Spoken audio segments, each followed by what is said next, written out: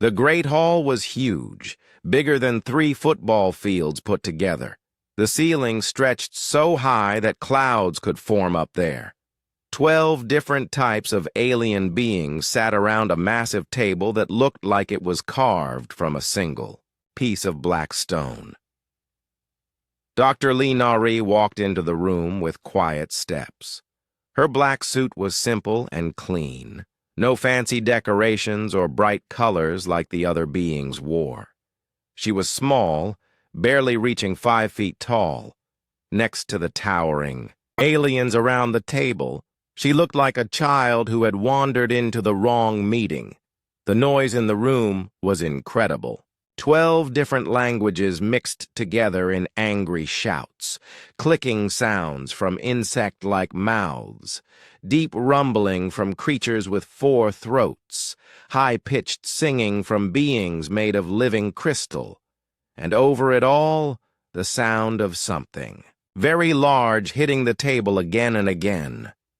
General Thrixava was making that sound. He was the leader of the Vorthak Empire. His body looked like a giant praying mantis that had learned to walk on 2 legs. 4 arms moved constantly as he spoke. Each arm was as thick as a tree trunk. His mandibles clicked together when he got angry, which was most of the time. "You waste my time!" General Thrixva shouted in his translator voice. The device made. His alien words sound like grinding metal. "My empire grows tired of talk. Submit to Vorthak rule or face our armies. Choose now." Nari found her seat at the human table. Next to her sat Ambassador Kim Tae-ho, a tall man with worried eyes. He wore his military uniform with perfect creases. Behind them stood Captain Park Jin-woo and 2 other human officials. They all looked nervous. Humans had only been part of this galactic council for 3 years. Most of the alien races still saw them as newcomers who did not belong. "The human delegation arrives," said Ambassador Veltar of the Nexari. His voice sounded like wind through caves. The Nexari looked like walking trees with too many branches. How nice that the children want to watch the adults talk. Several aliens made sounds that their translators turned into laughter. Nari did not react. She pulled out a small tablet and began taking notes. Her fingers moved quickly across the screen. "This is serious business," rumbled the Clorthian representative. His name was something that humans could not say with their throats. The Clorthian looked like a bear that had been stretched to 8 feet tall and given 6 arms. "War threatens us all. The Vorthak have already taken 4 star systems. How many more will fall?" General Thrixava stood up to his full height of 12 feet. His shadow fell across half the table. "All of them, if they resist. My ships are fast. My soldiers are strong. My weapons turn planets to glass. Join the Vorthak willingly, and you will live. Resist, and you will feed our war machines." "You cannot simply take what you want," said Shalthis of the Seraphim. She was beautiful in a way that hurt to look at directly. Her body was made of living crystal that changed colors as she spoke. "There are laws, treaties, agreements between our peoples." "Laws are for the weak," General Thrixva replied. "The strong take what they need. This is the way of the universe." Nari continued taking notes. She had not spoken since entering the room. Ambassador Kim leaned close to her ear. "Should we present our proposal now?" he whispered. Nari raised one finger without looking up from her tablet. "Wait. Not yet." The argument continued for 2 hours. The Darathi delegate, who looked like a walking mushroom with too many eyes, suggested giving the Vorthak some of the outer colonies. The Clorthian became angry and said they would rather fight than surrender. The crystal beings of Seraphim spoke about honor and duty. Through it all, General Thrixva grew more impatient. His forearms moved faster. His mandibles clicked louder. The sound of his claws scraping against the stone table made everyone nervous. "Enough talk!" he finally roared. "I came here to tell you what will happen, not to ask for permission. My fleet waits at the edge of this system. In 3 days we begin taking what we want. Those who submit will be spared. Those who fight will be destroyed." He turned to leave. His heavy footsteps echoed through the great hall. That was when Nari spoke for the first time. "General," she said. Her voice was quiet, but somehow it reached every corner of the room. "Before you go, I have a question about your supply lines."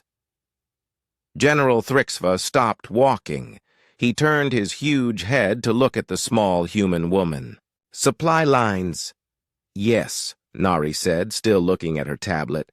"Your fleet is large, very impressive, but it must need a lot of fuel, food for your soldiers, replacement parts for your ships.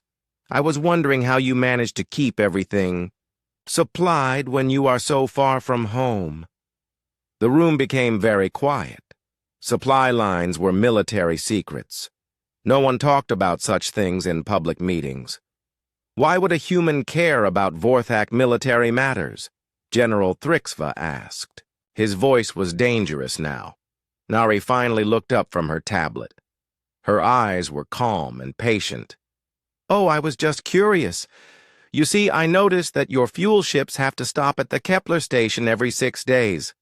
That must be expensive, buying fuel from the Traders Guild. And then there are the food shipments from the agricultural worlds in the Vega system, plus all those replacement parts from the Rix Corporation." General Thrixva became very still. These were things that only high-ranking Vorthak officials should know. How did this tiny human woman know such details? "You seem to know a lot about things that are not your business," he said slowly. Nari smiled. It was a small, polite smile. "I read a lot. Information is so interesting, don't you think? The way everything connects to everything else. Like how the Rix Corporation gets their rare metals from the mines on Telos Warfor, and how those mines are owned by the Dorathi Collective." She glanced at the mushroom-like Dorathi delegate. Such a profitable arrangement. The Dorathi delegate's many eyes widened in surprise. That information was supposed to be secret, too. General Thrixva's mandibles clicked rapidly. He was thinking hard. This human knew things she should not know. But how much did she know? And more important, what did she plan to do with that knowledge? "The session is adjourned for today," announced the council speaker, a floating ball of gas that spoke through mechanical devices. "We will continue tomorrow."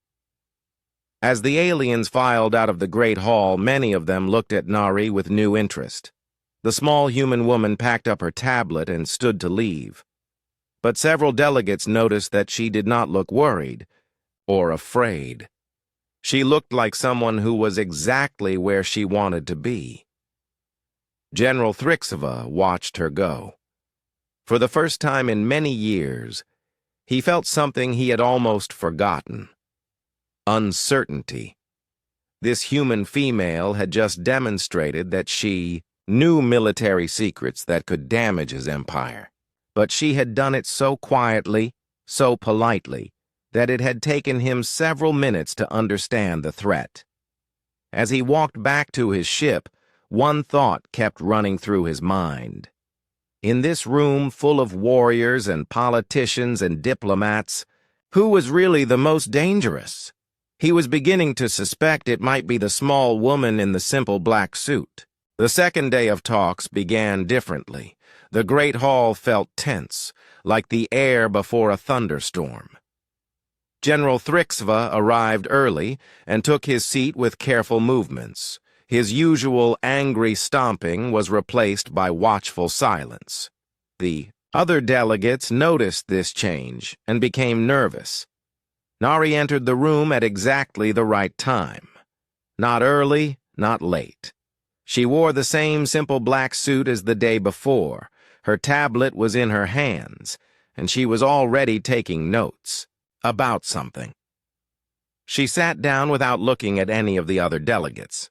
Yesterday, we discussed the Vorthak ultimatum, began the council speaker. Today we must find solutions. The Zeraphim delegation has prepared a counter-proposal. Shalthis stood up. Her crystal body caught the light and threw rainbows across the dark walls. We propose a joint defense agreement. All member species will contribute ships and soldiers to protect against Vorthak aggression. Impossible, rumbled the Clorthian delegate. Our ships are designed for cargo, not war. We cannot fight the Vorthak military. Then you will serve the Vorthak Empire, General Thrixva said with satisfaction. At least you understand reality. Nari raised her hand slightly. The gesture was so small that most delegates missed it. But Ambassador Kim noticed and nodded. Excuse me, Nari said in her quiet voice. I have another question, if I may. The room became silent again. Everyone remembered her strange questions from yesterday. Yes, said the council speaker. I was reading about Zeraphim mining operations, Nari said, looking at her tablet. Very impressive technology. Those crystal resonance extractors can pull rare minerals from asteroid fields much faster than traditional methods. Shalthis looked pleased. Yes, our methods are quite advanced.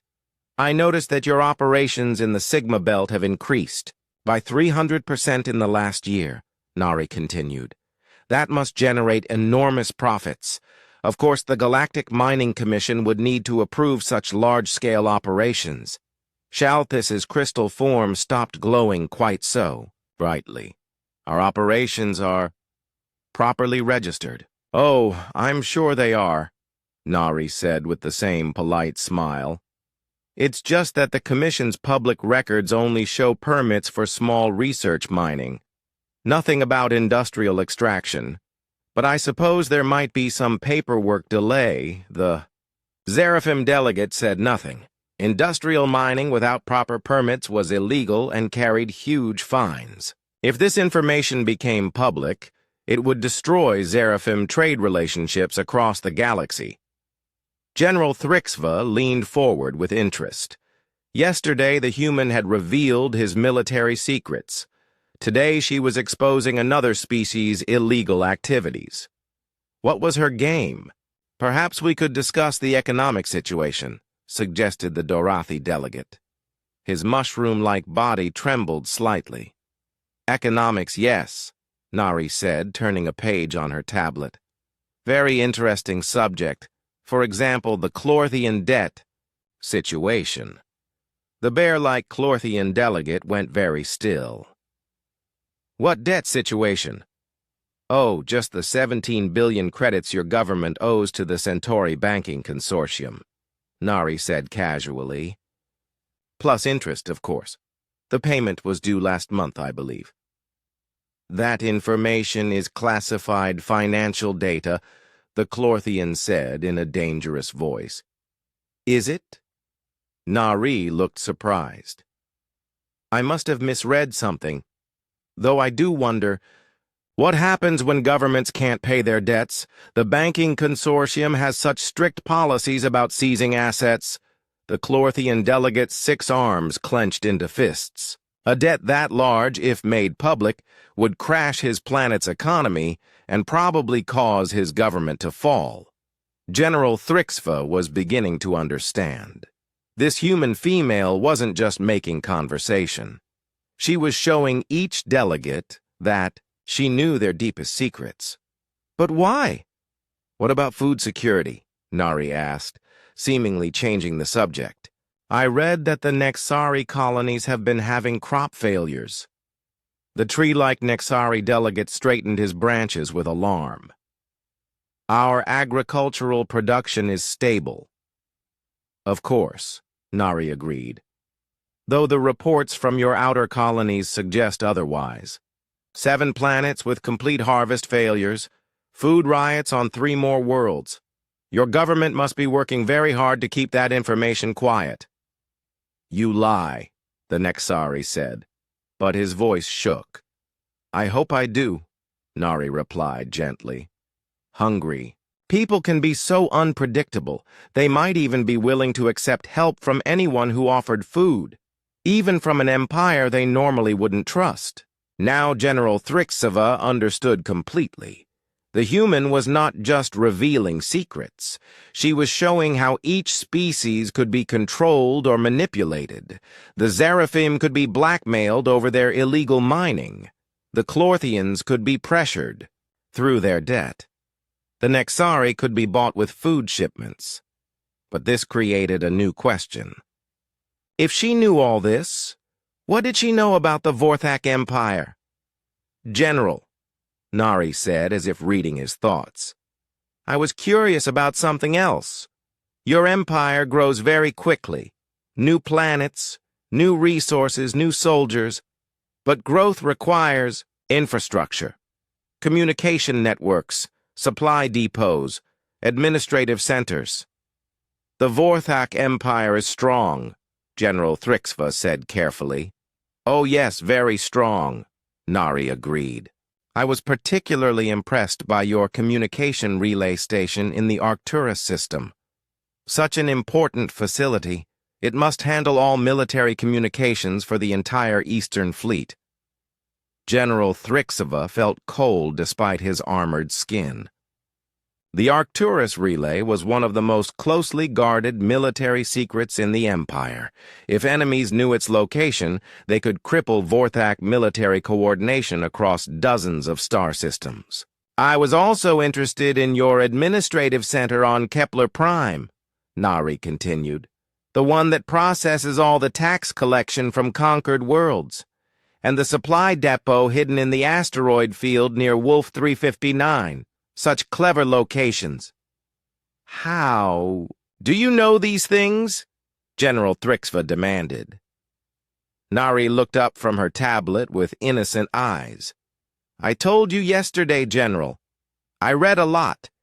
Information is so fascinating, the way everything connects. The room was completely silent now. Every delegate understood what was happening. This small human woman somehow knew secret information about every major power in the galaxy. Military secrets, financial data, illegal operations, hidden weaknesses. She knew it all. But the really interesting connections, Nari said, are the ones between different species. Trade relationships, secret alliances, hidden agreements. For instance, did you know that the Vorthak Empire gets 60% of its advanced computer technology from Zeraphim corporations? General Thrixva and Shalthis looked at each other with surprise. That relationship was supposed to be secret. And the Clorthian shipping companies handle most of the Vorthak food transport, Nari added, while the Dorathi medical supplies keep Vorthak soldiers healthy on distant worlds. What is your point, human? General Thrixva asked. Nari closed her tablet and looked around the room. No point, General. I just find it interesting how dependent we all are on each other. How fragile these connections can be. How easily they could be disrupted. She said the last word very softly, but it seemed to echo in the great hall. The delegates began to understand. This human knew not just their secrets, but also how their economies and militaries depended on each other. She knew exactly which. Connections to cut to bring down any empire or government. Tomorrow we will discuss possible solutions, announced the council speaker. This session is adjourned. As the delegates filed out, they moved more slowly than before. Many of them glanced at Nari as they passed. She was packing up her tablet with the same calm movements as always. General Thrixva stayed in his seat until the room was almost empty. Then he stood and walked over to the human table. "What do you want?" he asked Nari directly. She looked up at him with those patient eyes. "Want, General? You know things that could destroy my empire, and every other government in this room? That kind of knowledge is a weapon. So what do you want in exchange for not using it?" Nari smiled that same polite smile. "General, the real question isn't what I want. It's what I plan to do with what I know. And that's what we'll discuss tomorrow." She stood up and walked toward the exit. General Thrixva watched her go, feeling something he had never experienced before. Fear, not of weapons or armies or death in battle. Fear of a small woman who knew too much and spoke too little. For the first time since becoming a war leader, General Thrixva wondered if he had made a terrible mistake by coming to these talks. Outside the Great Hall, the other delegates were having similar thoughts. Each of them now knew that their deepest secrets were in the hands of someone they had dismissed as unimportant just 2 days ago. The small human in the black suit was turning out to be the most dangerous person any of them had ever met. The third day brought rain to the capital world. Heavy drops drummed against the Great Hall's crystal windows. The delegates entered quietly, like mourners at a funeral.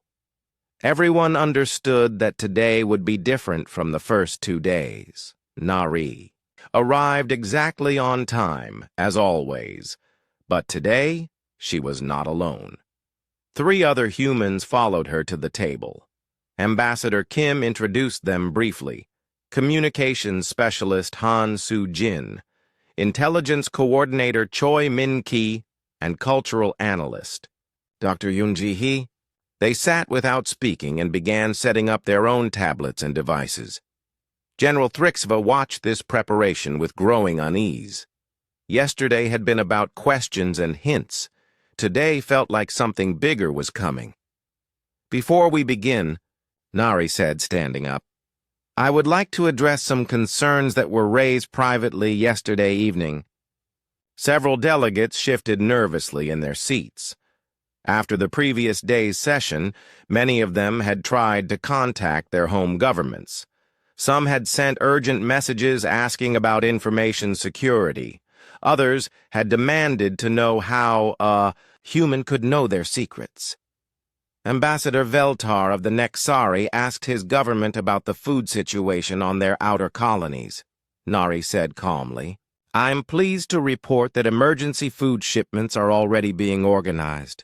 It's good to see leaders taking care of their people." The tree-like Nexari delegate's branches rustled with shock. His communication with his home government had been encrypted and sent through secure channels. How did she know what he had discussed? "The Clorthian government has been working all night to verify their financial records," Nari continued. "I hope they find that the debt situation is manageable. Economic stability is so important for peace." The bear-like Clorthian delegate stood up angrily. "You are monitoring our private communications. This is an act of war." "No," Nari said simply. "It's an act of listening. There's a difference." She touched her tablet, and a large holographic display appeared above the council table. It showed a 3-dimensional map of communication networks connecting all the worlds represented in the room. "This is what the galaxy looks like to someone who pays attention," Nari explained. "Every message, every data transmission, every financial transaction leaves traces. Most people don't notice these traces, but humans have always been good at seeing patterns." Dr. Yoon-ji-hee, the cultural analyst, stood up and added her own hologram to the display. "We've been studying all of you for 3 years. Not just your governments and militaries, but your cultures, your psychology, your social structures. We wanted to understand how you think before we tried to talk with you."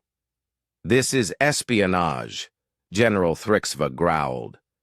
"You have been spying on us since you joined the council." We've been learning, Nari corrected. There's a difference between spying and studying. Spies steal secrets to gain advantage. Students gather information to understand. Communications specialist Han Soo-jin activated another display. This one showed the flow of information throughout the galaxy in real time. Millions of lines connected planets and star systems in a web of constant communication. Humans are very good at information networks, she said. On our home world, we developed something called the Internet thousands of years ago. It taught us how to handle vast amounts of data and find the important patterns hidden inside. Intelligence Coordinator. Choi Min-ki added his own information to the growing display. We also learned something else from our history. The most dangerous conflicts happen when people don't understand each other.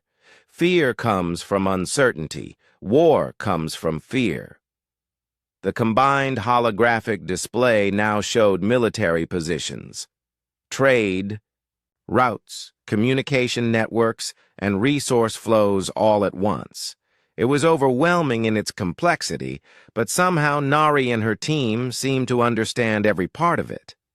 So we decided to eliminate uncertainty, Nari said. We mapped everything, learned everything, not to conquer or control, but to understand. And what do you understand? Asked Shalthis of the Seraphim. Her crystal form was flickering nervously. Nari walked around the holographic display, pointing to different areas. We understand that the Vorthak Empire is not as strong as it appears. Your military is powerful, General, but it depends completely on resources from other species. Take away those resources, and your war machine stops working. She gestured to a series of red lines connecting Vorthak space to other territories. 60% of your computer technology comes from Seraphim companies. 40% of your food comes from worlds controlled by the Clorthian Shipping Guild. 90% of your medical supplies come from Dorathi pharmaceutical companies. General Thrixva's mandibles clicked rapidly. Those are trade relationships, business arrangements. Yes, Nari agreed. And business arrangements can be changed, especially when people have reasons to change them. She touched her tablet again, and the display zoomed in on specific planets and trade routes. For example, the Seraphim might decide that selling technology to an aggressive empire is bad for their reputation, especially if their illegal mining operations became public knowledge. Shalthis made a sound like breaking glass. You would not dare. I don't need to dare anything, Nari replied. I just need to let information flow naturally. Information wants to be free. It's very hard to keep secrets in a connected galaxy. The display shifted to show financial networks. The Clorthian shipping companies might decide that Vorthak contracts are too risky, especially if those companies were trying to help their government manage a debt crisis. Moving cargo for a peaceful trading partner is much safer than supplying an aggressive military. The Clorthian delegate's 6 arms clenched into fists. You are threatening us all. No, Nari said patiently. I'm showing you possibilities. The future isn't fixed. It depends on the choices we make right now. Dr. Yoon-ji Hai stepped forward. Human history is full of empires that seemed unbeatable. They all had the same weakness. They grew too fast and became dependent on others for survival. When those relationships broke down, the empires collapsed. The Vorthak Empire has the same weakness, Choi Min-ki added. You've conquered many worlds, but you haven't built sustainable systems. You take resources and move on. That works for a while, but it creates enemies everywhere you go. General Thrixva was beginning to feel trapped. These humans were showing him exactly how his empire could be destroyed without a single shot being fired. All they had to do was share the right information with the right people at the right time. What do you propose? He asked. Nari smiled, but this time it wasn't the polite smile from before. This was the smile of someone who had been planning for this moment for a very long time. "We propose a different kind of empire," she said. "Not one built on conquest and fear, but one built on cooperation and mutual benefit." She gestured to Han Su-jin, who activated a new holographic display. This one showed trade routes and resource flows, but arranged in a completely different pattern. Imagine if the Vorthak military strength was used to protect trade routes instead of conquering worlds, Nari said. Imagine if your soldiers became peacekeepers instead of invaders, security services instead of occupation forces. "You want us to become mercenaries?" General Thrixova asked with disgust.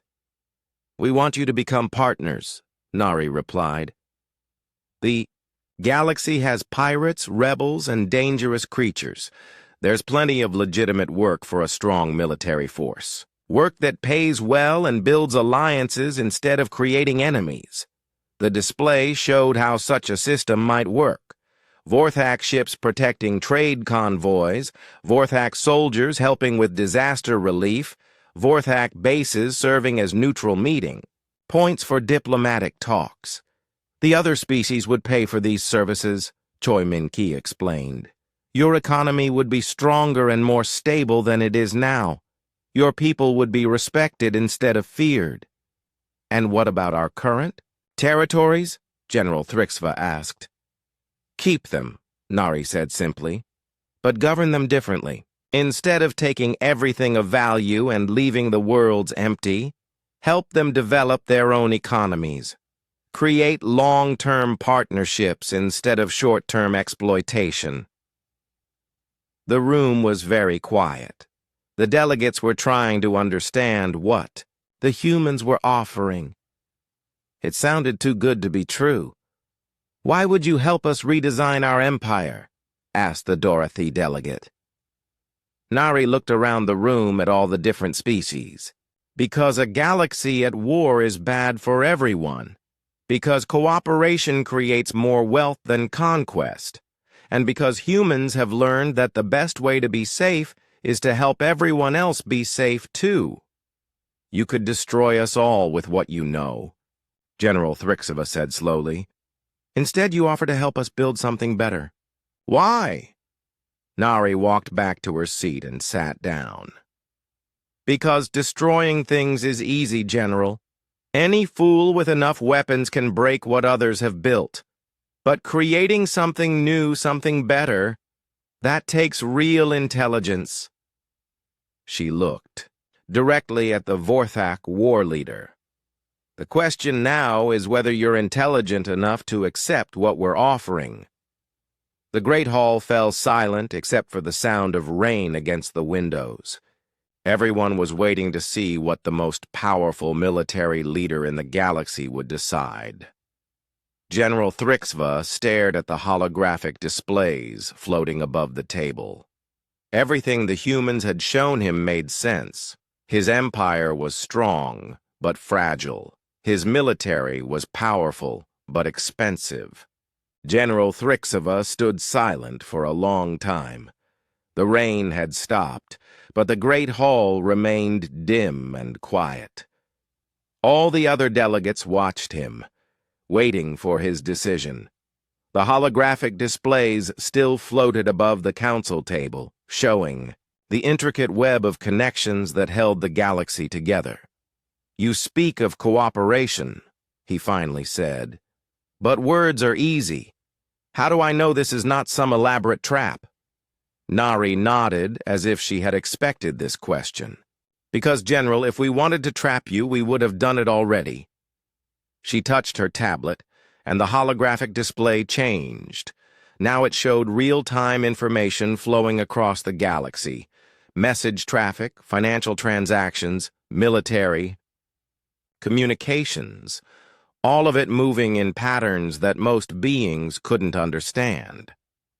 3 hours ago, Nari said calmly, your supply depot at Wolf 359 experienced a computer malfunction. Nothing serious, just a small glitch in the inventory system, but it caused a delay in shipments to your Eastern Fleet.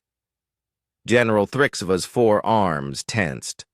How do you know about that? It just happened. 2 hours ago, Nari continued, the Seraphim crystal extraction operation in the Sigma Belt had to shut down temporarily. Technical difficulties with their mining equipment, very unfortunate timing. Shalthis made a sound like breaking wind chimes. That's impossible. Our operations are completely secure. 1 hour ago, Nari said, several Clorthian shipping contracts were mysteriously canceled due to insurance complications. And 30 minutes ago, a Dorathi pharmaceutical shipment to Vorthak space was delayed by customs inspections. The delegates stared at her in growing horror. These weren't predictions. These were things that had already happened. Intelligence Coordinator Choi Min-ki stepped forward. We've been demonstrating our capabilities all morning. Small disruptions, easily explained as accidents or routine problems. But if we wanted to, we could make much larger problems. You're threatening us, the Clorthian delegate growled. No, Nari said patiently. We're showing you that we could threaten you if we wanted to, but we don't want to. Threats are what you use when cooperation fails. She gestured to the holographic display. Every system you see here has weak points. Every network has vulnerabilities. Every economy has pressure points. We've spent 3 years mapping all of them. Dr. Yoon-ji Hai activated another section of the display.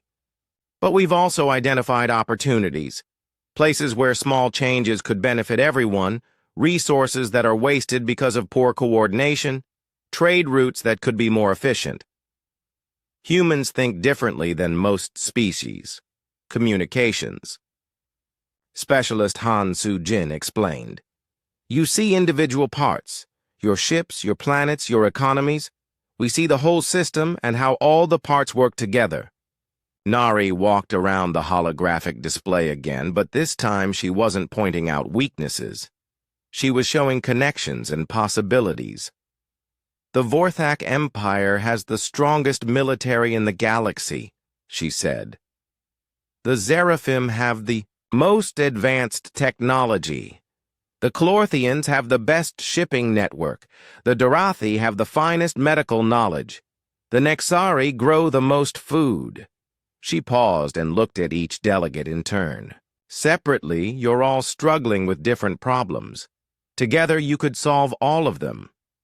Together under human leadership? General Thrixva asked suspiciously. Together under no leadership, Nari replied. That's the point.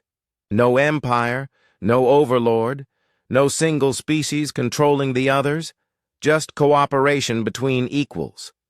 Choi Min-ki activated a new display showing a different kind of galaxy. Trade routes connected worlds in peaceful networks.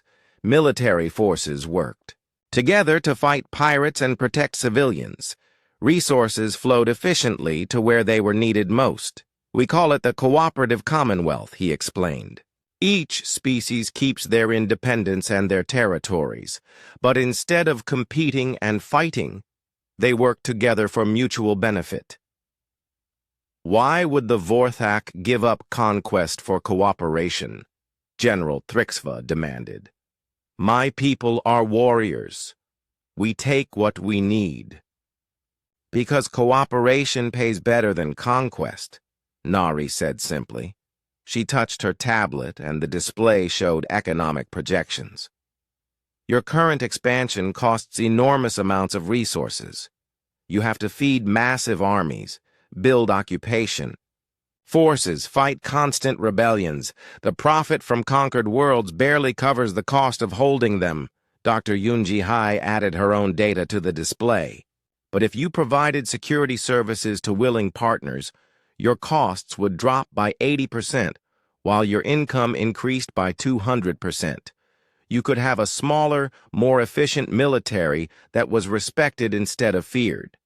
And, what would humans gain from this arrangement? Asked the Dorathi delegate. Nari smiled. Safety, prosperity, and the satisfaction of building something better than what came before. You don't want to rule us? Shalthis asked with suspicion. Ruling people is exhausting, Nari replied. It requires constant force, constant vigilance, constant fear. Much easier to work with willing partners than to control unwilling subjects. Hansu Jin brought up another display showing human history. Our species tried conquest and empire building many times. It never worked for long. We learned that cooperation creates more wealth and happiness than domination. General Thrixva studied the projections floating in front of him. The numbers were compelling. A cooperative galaxy would be more profitable than a conquered one, but it would also require him to completely change how his people thought about themselves. My soldiers are bred for war, he said. What would they do in your peaceful commonwealth? The same thing they do now, Nari answered.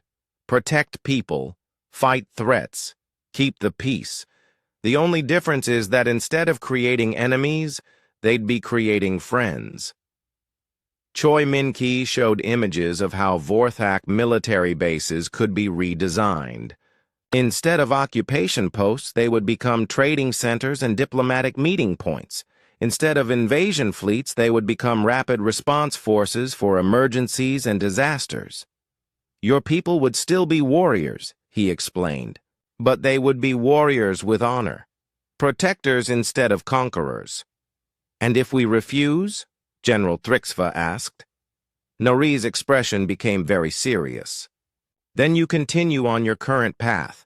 But now you know that someone is watching every move you make. Someone who understands your weaknesses better than you do. Someone who could make your empire very uncomfortable if they chose to. You would be our enemy? We would be what we've always been, Nari said. Observers, learners, people who see patterns and connections. But now you know we're here, and you know what we're capable of. The Great Hall became quiet again. The delegates were processing what they had learned. The humans weren't just offering cooperation. They were demonstrating that resistance would be futile. But they were doing it in the gentlest possible way. I need to consult with my government, General Thrixva said finally.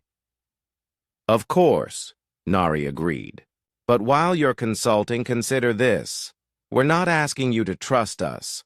We're asking you to trust the mathematics. Cooperation is simply more efficient than conquest. She gestured to all the holographic displays showing trade flows, resource distributions, and economic projections. The numbers don't lie, General. A cooperative galaxy is a richer galaxy. A richer galaxy is a safer galaxy. A safer galaxy is better for everyone. Dr. Yoon Ji-hai stepped forward with a final display. We've modeled dozens of different scenarios.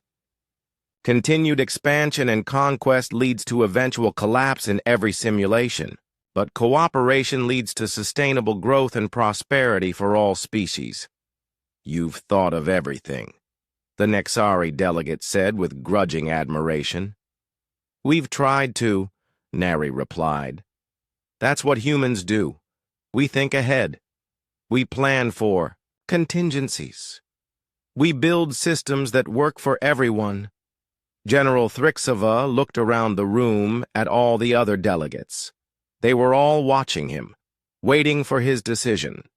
The small human woman had given him a choice. Join a cooperative, commonwealth, or face the consequences of continued aggression. But it wasn't really a choice at all.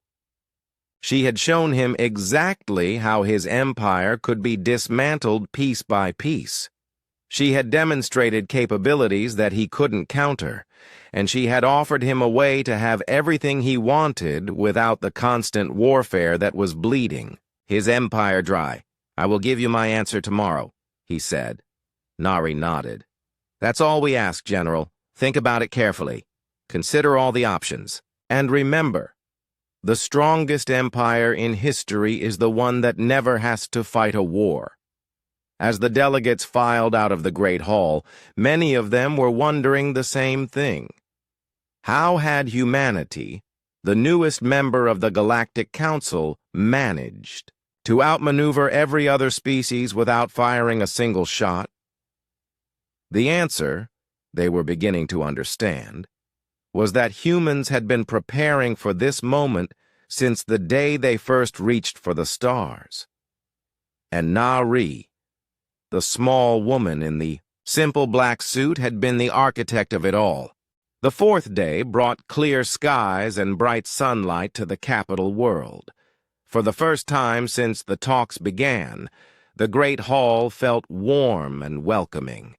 The delegates entered with quick, nervous steps. Everyone knew that today would bring final decisions. Nari arrived early and spent time organizing papers on her tablet. Her team was already in place, their equipment ready. But there was something different about them today. They looked relaxed, almost pleased, like students who had finished a difficult test and knew they had done well. General Thrixva entered the hall with heavy footsteps that echoed off the stone walls. His 4 arms moved restlessly, and his mandibles clicked with nervous energy. He had spent the entire night communicating with his government, military advisors, and economic specialists. The conversations had not gone as he expected. "I have received reports from my empire," he announced as soon as he took his seat. "Strange things have been happening." Nari looked up from her tablet with polite interest. "Strange things, General?"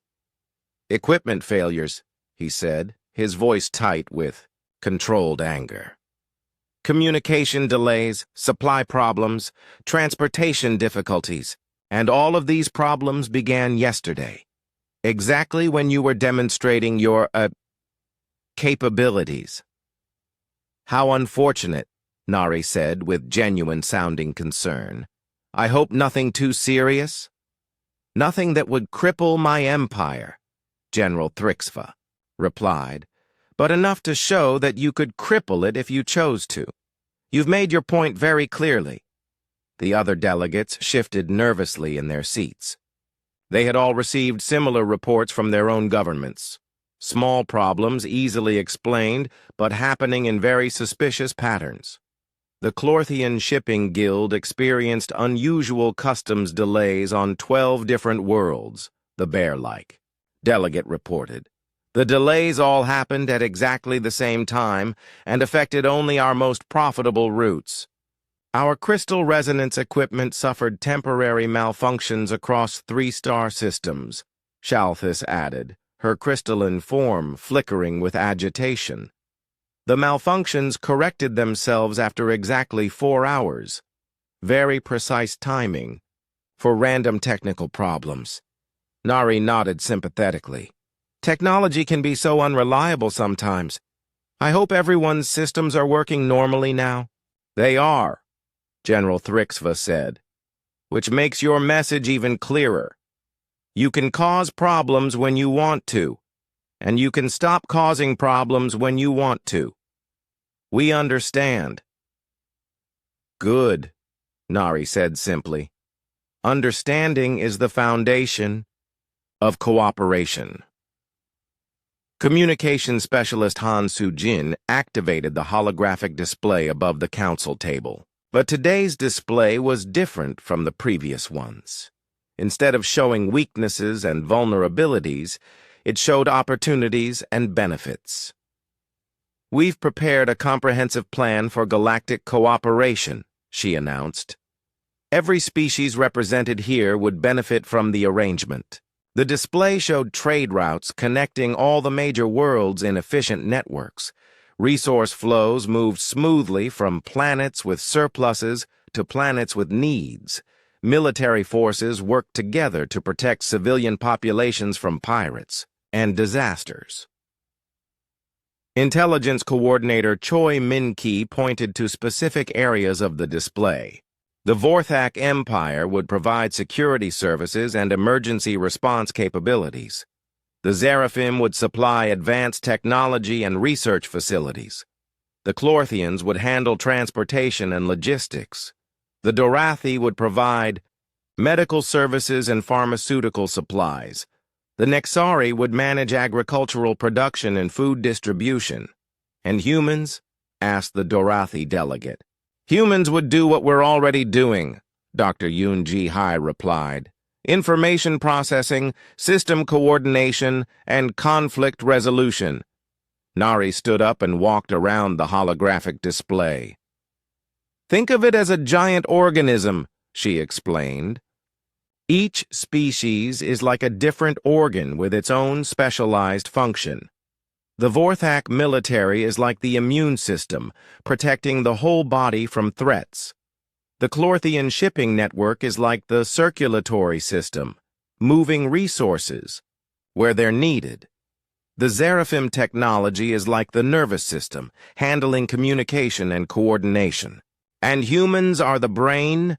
General Thrixva asked with some bitterness. Humans are the memory, Nari corrected.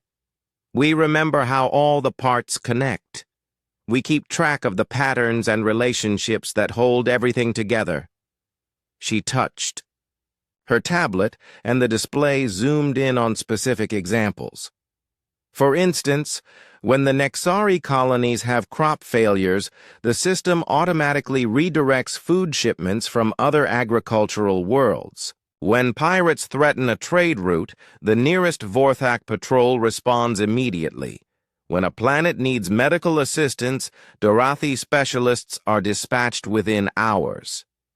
It would be efficient, the Clorthian delegate admitted reluctantly. But what guarantees do we have that humans won't abuse their position? Choi Min-ki smiled. The same guarantee you've always had. If we abuse our position, you can stop cooperating with us. The difference is that now you know we exist and what we're capable of. Transparency, Han Soo-jin added. No more secret manipulation. Everything we do will be visible to all members of the cooperative. General Thrixva studied the projections carefully. My military advisors have reviewed your economic models. They admit the numbers are convincing. A cooperative arrangement would be more profitable than continued conquest. Profit isn't the only consideration, Nari said gently. There's also the question of legacy. What kind of galaxy do you want to leave for future generations? She gestured to a section of the display showing population growth and resource development over the next century. Continued warfare leads to declining populations, destroyed worlds, and wasted resources. Cooperation leads to growth, prosperity, and expanding civilization. My people have been warriors for thousands of years, General Thrixva said. How do I tell them to become peacekeepers instead of conquerors? You tell them the truth, Dr. Yoon-ji-hai replied. That the galaxy has changed. That the old ways of warfare are obsolete. That real strength comes from building things, not destroying them. The display showed images of Vorthak soldiers helping with disaster relief, protecting trade convoys, and establishing peaceful contact with newly discovered species. Your people would still be warriors, she continued. But they would be warriors with honor and purpose, not just instruments of conquest. Nari returned to her seat and faced General Thrixva directly. The choice is yours, General. You can continue trying to rule through fear and force, knowing that someone is watching your every move and could disrupt your empire at any time.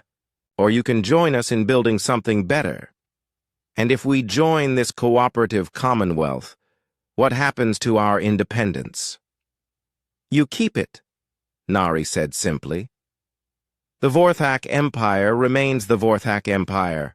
You govern your own worlds according to your own laws. The only difference is that you work with other species instead of against them. Choi Min-ki activated another display showing the legal framework of the proposed cooperation. No central government, no empire, no overlord, just a series of mutual agreements between independent nations. Like a business partnership, Han Soo-jin added. Everyone contributes what they do best. Everyone benefits from the results. The great hall fell, silent as the delegates considered their options. The humans had presented them with a clear choice: cooperation or consequences. But they had done it in such a reasonable, logical way that resistance seemed foolish. General Thrixva looked around the room at the other delegates. Then he looked at the holographic displays showing a peaceful, prosperous galaxy. Finally, he looked at Nari, the small human woman who had outmaneuvered the greatest military empire in known space without firing a single shot. You win, he said quietly. We all win, Nari corrected. That's the point of cooperation. General Thrixva stood up to his full, imposing height. The Vorthak Empire agrees to join your cooperative commonwealth. We will transition from conquest to peacekeeping. But I want guarantees that other species will hold up their end of the bargain. You'll have them, Nari promised. Complete transparency, shared monitoring systems, and immediate consequences for anyone who breaks the agreements. One by one, the other delegates also agreed to join the cooperative arrangement. The Seraphim would share their technology. The Clorthians would expand their shipping networks. The Dorathi would provide medical services to all member worlds. The Nexari would increase agricultural production to feed the growing alliance. As the final agreements were signed, Ambassador Kim Taeho leaned over to Nari. Was any of this legal? He whispered. Nari smiled. Everything we did was completely within the bounds of interstellar law. We just did it better than anyone expected. The council speaker, the floating ball of gas that had presided over the Bai's talks, announced the formation of the Galactic Cooperative Commonwealth. News of the agreement spread across the galaxy within hours. As the delegates prepared to leave, many of them approached Nari to speak privately. They were no longer dismissive or condescending. They treated her with the respect due to someone who had just reshaped galactic civilization. General Thrixva was the last to approach her. I still don't understand how you did it, he said. How? Did humans gain so much power so quickly? Nari packed up her tablet and prepared to leave. We didn't gain power, General. We just learned to see the power.